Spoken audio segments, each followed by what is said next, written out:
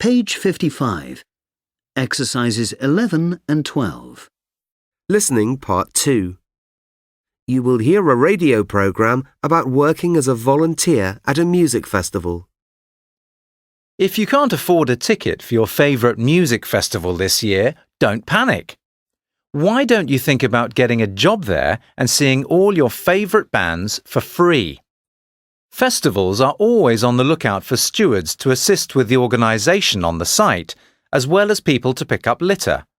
You can either try to find paid work or you can work as a volunteer.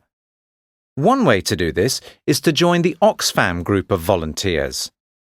UK charity Oxfam organises the stewarding at great festivals all over Britain in order to raise money for its charity work. The way this works is that Oxfam gets given an amount of money in order to organise all the stewarding, and since the stewards work on a volunteer basis, the charity ends up getting lots of money. The advantages for the volunteers are pretty good. Although you have to find money for your own train or bus ticket, you get free entry into the festival, and you are also given some free meals. As far as accommodation is concerned, you still have to camp on the site, which can sometimes be uncomfortable in Britain's unpredictable summer weather.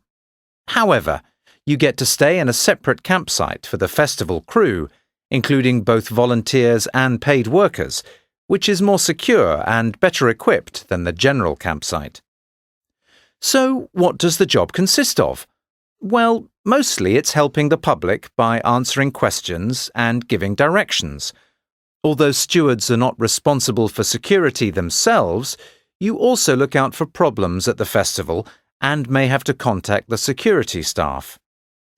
You're required to work 24 hours over the course of a festival. That's 3 8-hour shifts. You usually have to arrive on the Wednesday or Thursday before the festival starts.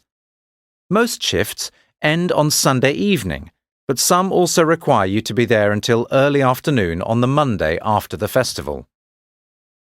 The reason you have to come before the festival is in order to attend the training before the festival begins.